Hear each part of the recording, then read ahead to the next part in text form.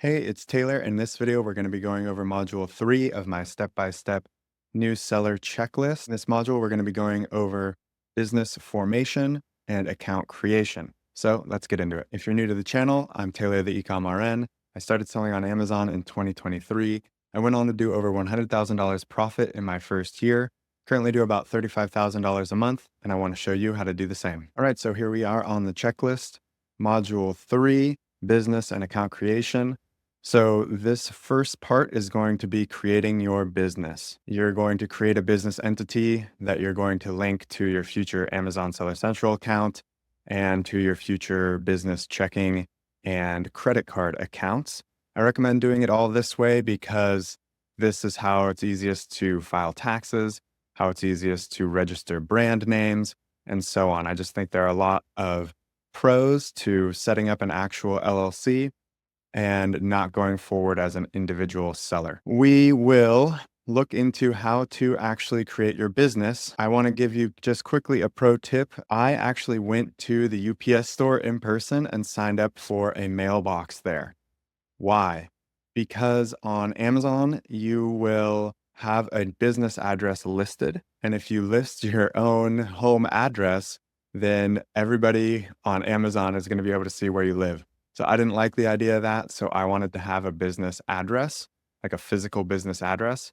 Now, in some circumstances, for instance, when I went to apply for a bank account for the business, they actually wanted a physical address as well. So I didn't want there to be any confusion. I didn't want to set up, a business account on Amazon that had some fake business address, and then on my bank account have my home address so that I could have a physical address that would clear the bank. So essentially what I did was go to UPS and sign up for a mailbox. Why UPS? Because their address will actually show as like a normal address and not a PO box. Sometimes you might hear that people sign up for a PO box for their business address, and this can frequently cause more problems than it solves. So I do not recommend getting a PO box. I recommend getting an actual physical address. And this for me was the easiest way to do it. I just went into the UPS store. I signed up for a year for their mailbox. It was cost effective. And this way, all my mail for my business goes to them and I can pick it up whenever I feel like. They will actually forward it to my home address if it goes a couple months without me checking.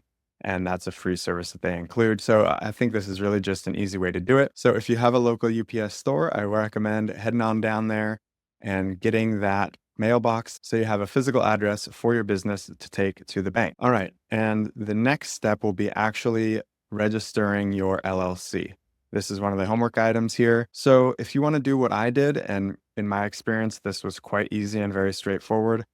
I just went to LegalZoom. I clicked limited liability company. I did the pro version because this version is going to sign me up for an EIN automatically. So I clicked form my business. I put in my business name here. It can be whatever name you want. Again, you don't need to add the LLC to the end.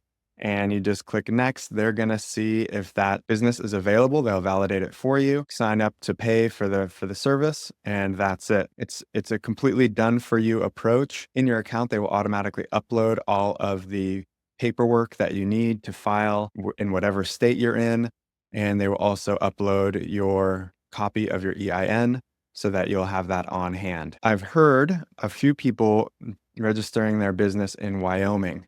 Actually, my mentor on Amazon did this as well. I haven't personally done it. There are some pros, as I understand it, that in Wyoming, there aren't as many taxes. Obviously, I'm in California, so if I was registered in Wyoming, I would have far fewer taxes to pay. And also, I think it's easier for remote businesses to register in Wyoming. I don't think they require the same level of stringency for like having a physical address, for example, as you might in other states. So this could be a great option for you if you are outside of the country, or if you just want to avoid paying taxes if you live in a high tax state.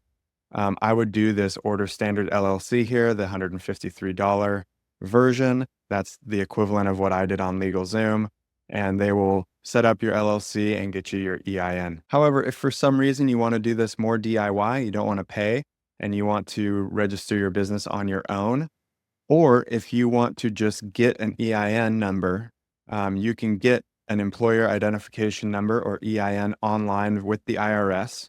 You just fill out this form here, this apply now on the IRS website, and they will give you a US EIN. Okay, so that was a real quick walkthrough for how I went ahead and set up my LLC and how I got my EIN. Remember that for your LLC, you don't need to come up with a fancy brand name for this because we can always go back and file a DBA, a doing business as, AKA a fictitious business name owned by your LLC, and that can be your brand name if you so choose. I also recommend this method because your business will be the entity that owns the trademark, and this will make everything much more seamless on your Amazon Seller Central account when you get to that step. So again, a couple tips. If you can, get a physical address that's not your home address so that it's not displayed publicly on Amazon. It will also help you get a bank account and then get your EIN and then register your LLC. And those things will help down the line when you want to register a trademark and set up your brand. Okay, the next step in this module is funding your business, right? So this is primarily for two reasons. One, the main two things that Amazon cares about when setting up your seller account are how they will charge you for your account fee and any seller fees associated, and two, how they're going to pay you. So they need a card on file to charge you, and they need an account on file to pay you. Those are the two main things. I would say the third main thing is your identification, but we'll cover all of these when we get to the account setup for Amazon Seller Central. For now, just understand that it's important that you have an account that Amazon can charge and an account that Amazon can pay. And the reason why I recommend setting up your business first and having a physical address is because I do recommend having a designated business account, right? This just makes your taxes so much easier. I actually did my taxes the first year I had to file by myself. I hadn't set up QuickBooks or any other software yet. And it was actually, well, let's be honest, it was a pain in the butt, but it could have been a lot worse because at least I had already separated all of my business expenses and all of my business income from my regular expenses and regular income. That is key. It just makes everything so much easier to keep it separated from the start. So I highly, highly recommend you do this. So what I did, again, I guess I'm old fashioned, but not only is there a UPS store near my house, but there's also a Chase Bank near my house. So I just walked into Chase Bank. I had my address for my business, which was the UPS store mailbox. And I went into Chase and I said, hey, I'd like to open up a business checking account. That's it. Okay. They walked me through it. You can also do it online. I'll show you right here, this Chase Business Complete Banking. This is the exact account that I opened. Notice that there will be 0 monthly fee if you deposit $2,000 into the account, okay? Which I think is reasonable. You're going to need at least $2,000 to start selling on Amazon. So if you deposit $2,000 into your account and you keep a minimum balance of $2,000 going forward, you don't have to pay any fees. This, again, is the exact account that I opened. I'm not affiliated with Chase. There's no kickback for me from using Chase. I'm not a financial advisor. I don't have any preference on banks. Whatever bank you want to use is fine. I just did this because, again, I just walked into the branch that was across the street from my house and signed up there. And I also knew that they had a couple good business credit cards, which is what we'll talk about next. Okay, so you've set up your bank account, your business checking account, okay? That is going to be the account that Amazon deposits your money into, the account where Amazon pays you. Okay, the other important account that Amazon needs is a way to charge you for your fees. Now, this is important because if you put a debit card or like a prepaid Visa card or any other thing like that into your Amazon Seller Central, it will likely get denied because if you run out of balance, then Amazon isn't going to be able to charge you and then they're going to get upset. So they just don't like that. So I highly, highly recommend using a business credit card. Now, again, this is the exact card that I signed up for through Chase. It just worked out. I did some research and this seemed like a decent business credit card for a startup company. Again, I'm not affiliated with Chase. There are many, many, many different ways to get a business credit card. I have no preference. This is just what I personally did, but this is the exact card that I used. Okay. There were some perks. Notably, I got $900 cash back after I spent my first 6,000 in the first 3 months. Now I know that sounds aggressive, but I did end up qualifying for that just because I was moving so quickly through the process that I did in fact spend $6,000 in the first 3 months. So I earned $900. That was cool. You get, whatever, 1.5% cash back on everything you purchase, which is fine. It's actually interesting if you are to purchase inventory through Alibaba and you do it through a credit card, Alibaba will charge a fee. So at least this way, essentially the way I look at it is I get a discount on that fee that I'm paying on Alibaba because at least all the inventory that I buy with this credit card, I'm eligible for 1.5% cash back. Okay, the other thing to point out is many of these business cards, you will get an introductory APR of 0% for some amount of time. This one is 12 months. So you have a year after opening this account where you will not be charged any interest on this money. Now, I understand that taking out credit and being in debt is very risky. It's also, however, very high leverage. You're essentially getting free money when you are starting out on your business. So it's very powerful. Again, I'm not a financial advisor. You are responsible for any and all risks that you take when determining how to allocate funds and set up your business, and if you choose to take on a business debt. However, this is just what I did. I want you to be aware that you can get these introductory rates on many of these business credit cards for 0% for at least a year. Okay, that is setting up your LLC, getting your EIN, and getting your business bank account and your business credit card. Now, setting up your Seller Central account. I did mention this briefly in another video. Essentially, you're going to go to sell.amazon.com and you're going to click sign up. Now, as you may have heard, you can also do an individual seller account. I do not recommend the individual account because for every sale you make on the individual account, you're charged 99 cents. The business account is going to be a $40 a month fee. So if you plan to sell more than 40 units a month, then the business account is more cost effective. I just think that this is the way to go. I wouldn't mess around with the individual account. So go ahead and click sign up and I'll walk you through some of the initial steps of setting up your Amazon Seller Central. All right, so after you click on sign up on sell.amazon.com, you're going to be redirected to a page like this. You're going to go ahead and create an account. Go ahead and put in your information and it'll redirect you to this page. And you're going to need to select a country, okay? If you are outside of the United States, I'll have to make another video showing exactly how to set it up that way.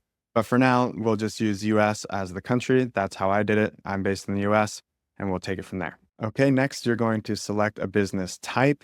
Again, don't get too hung up on this. If you have done what I recommend and set up an LLC, you're just going to select a privately owned business, okay? Privately owned business is what you want to select on this part. Okay, then you'll get a screen that looks like this. You're going to put in your business name, okay, as it appears on your registration document that you got from either LegalZoom or Wyoming Registered Agent, or however you went ahead and registered your business. You're just going to put in your business name and you're going to click, I confirm my business location and type are correct, and I understand that this information cannot be changed. All right, you're going to get to this page and you're going to put in your company registration number. This is your EIN. That's why we went ahead and got that from the beginning. That's the number you put in here. Then you're going to go ahead and fill in your business address. All right, this next page is your primary contact person information. So this is going to be your personal information. You're going to put in your first and last name, the country of your citizenship, the country of your birth, and your date of birth. And then you're going to put in your actual residential address. Don't worry, this one is private. So you are actually going to put in wherever you live. Next, you're going to put in your proof of identity. You can use a passport or you can use a driver's license. I personally used my driver's license and that was easy. Okay, and then down here, you are going to select both of these boxes, that you are a beneficial owner of the business and you are a legal representative of the business. Then if you're like me and you are the only person in your business, you're going to go ahead and put primary contact person as the only beneficial owner of the business. And you're going to check that you confirm that you're acting on behalf of the business. Okay, next you're going to start putting in your bank account information. This is why we wanted to do that from the start. You're going to put in the bank account holder name, whatever you did when you set up your business bank account. You're going to put in the country, which financial institution it is. If it's not on the list, you can put other and you can just type in the bank. Then you're going to put in the routing number and the account number for your checking account. This is how Amazon is going to pay you. Okay, and then next, this is where you're going to put in your card on file to pay your monthly subscription fee and any other fees that you accrue while selling on Amazon. Again, this should be a credit card, not a debit card. So put in your credit card information here. All right, next you're going to be putting in your store name. Okay, so this is the store name that is going to be associated with your seller account. It's going to be where people can leave feedback about the quality of your store, not necessarily the quality of your products, but any feedback related to you as a seller on Amazon. This is the name that's going to be associated. It can be your business name or it can be your brand name. Since we haven't set up a brand yet, I recommend just doing your business name here. Okay, then what you're going to do is you're going to check yes for universal product codes or UPCs.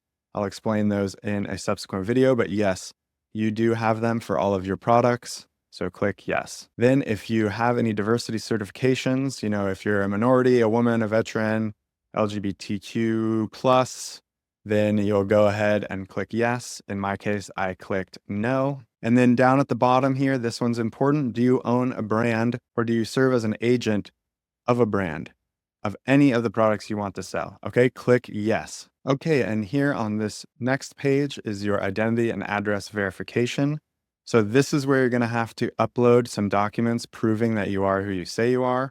You are going to upload whatever document you need to, whether that's your driver's license, which is what I used in my case, or your passport. And then you're going to need to upload either a bank account statement or a credit card statement for proof of address. All right, and that is it. That's how you sign up for your Amazon Seller Central. Okay, that does it for module number 3. If you'd like a copy of this checklist, you can head over to my free school community. The link is in the description, and I'll see you in the next video.